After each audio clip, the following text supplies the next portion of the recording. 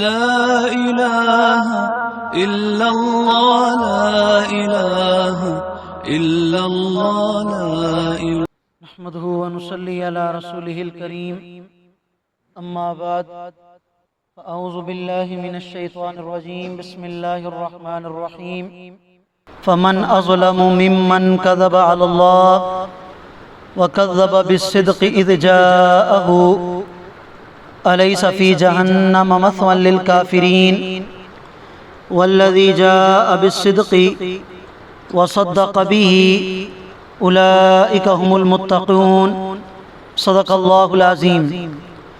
سورۃ الزمر کی آیت نمبر 32 اور 33 آپ حضرات کے سامنے تلاوت کی ہیں۔ آیات کریمہ کا ترجمہ یہ ہے، اللہ رب العالمین ارشاد فرما رہے ہیں کہ اس شخص سے بڑا ظالم اور کون ہو سکتا ہے جو اللہ کی ذات پر جھوٹ باندھے، وَكَذَّبَ بِالصِّدْقِ اور سچی بات کو جھٹلا دے جبکہ وہ اس کے پاس آ پہنچی۔ أَلَيْسَ فِي جَهَنَّمَ مَثْوًى لِلْكَافِرِينَ کیا جہنم کے اندر کفر کرنے والوں کا ٹھکانہ نہیں ہے؟ وَالَّذِي جَاءَ بِالصِّدْقِ اور وہ ذات جو سچی بات لے کر آئی ہے یعنی نبی کریم صلی اللہ علیہ وسلم، وصدق به اور جس نے اس سچی بات کی تصدیق کی ہے یعنی حضرت ابوبکر صدیق رضی اللہ تعالیٰ عنہ، اولئک هم المتقون فرمایا کہ یہی لوگ حقیقی معنوں میں متقی ہیں۔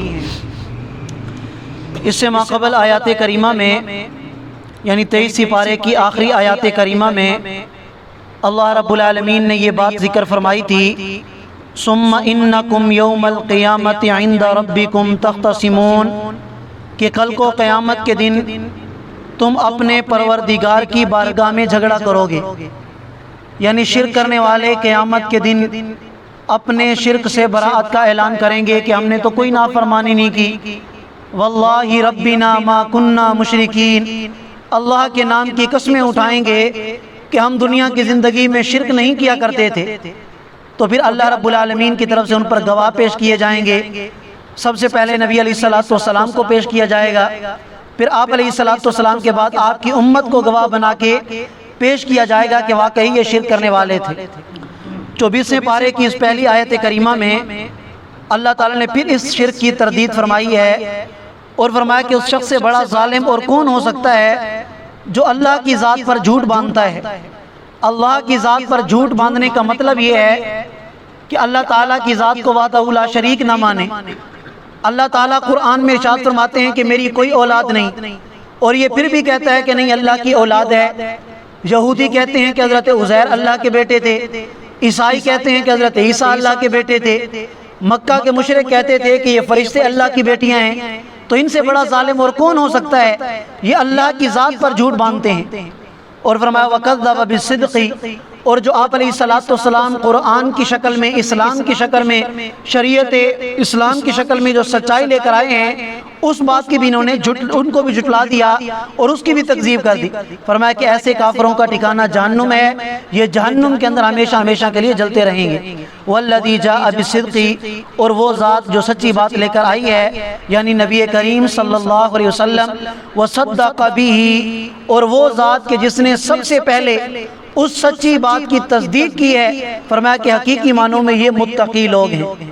امام راضی رحمۃ اللہ علیہ فرماتے ہیں وَصَدَّقَ بِهِ اس آیت کریمہ کا سب سے پہلا مصداق حضرت ابوبکر صدیق رضی اللہ تعالیٰ عنہ ہیں۔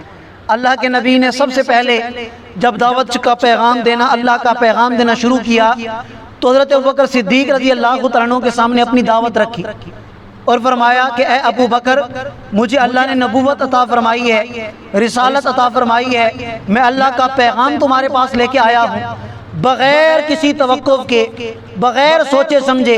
حالانکہ حضرت ابوبکر صدیق رضی اللہ تعالیٰ عنہ کی اس وقت 2 بیویاں تھیں، والدین بھی زندہ تھے، آپ یہ کہہ سکتے تھے کہ میں مشورہ کر کے بتاؤں گا اپنے دوست احباب سے، قریبی رشتہ داروں سے، بغیر کسی توقف کے اسی وقت حضرت ابوبکر نے ارشاد فرمایا آمنتو وصدقتو، میں آپ پر ایمان لاتا ہوں اور میں آپ کی بات کی تصدیق کرتا ہوں۔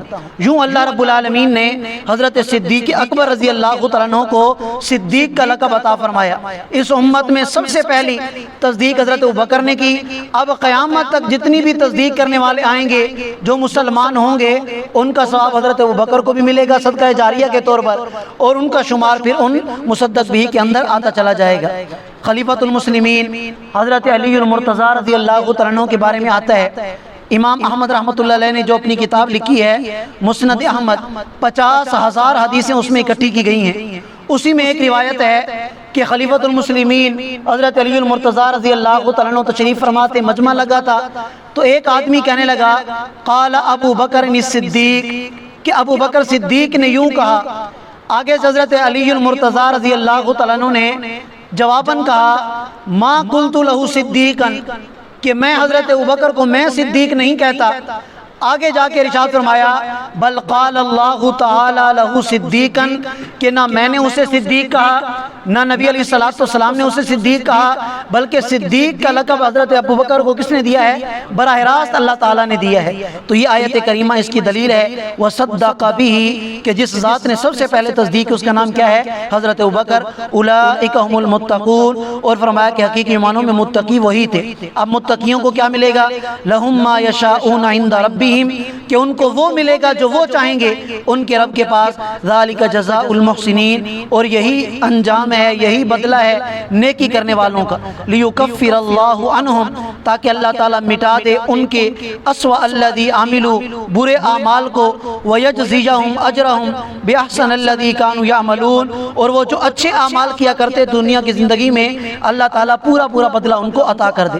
الیس اللہ بکاف عبدا، اللہ فرماتے ہیں کیا اللہ اپنے بندوں کے لیے کافی نہیں ہے؟ یقیناً کافی ہے کہ جو اللہ کی نافرمانی کریں گے ان سے بھی بدلہ لیا جائے گا، اور جو فرما برداری کرنے والے ہیں انہیں بھی اللہ تعالیٰ کی طرف سے جزا ملے گی۔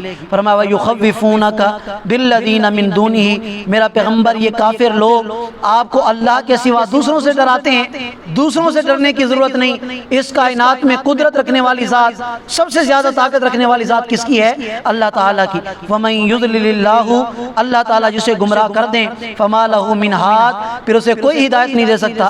ومن یہد اللہ، اور جسے اللہ ہدایت دے دیں، فما لہ من مضل، پھر اسے گمراہ کوئی نہیں کر سکتا۔ الیس اللہ بعزیز ذی انتقام، کیا اللہ تعالیٰ زبردست انتقام لینے والے نہیں ہیں؟ یعنی اللہ تعالیٰ انتقام لینے والی ذات ہیں، اور وہ انتقام انصاف پر مبنی ہوگا۔ اللہ تعالیٰ ہم سب کو سمجھنے اور عمل کرنے کی توفیق عطا فرمائے۔ جزاک اللہ۔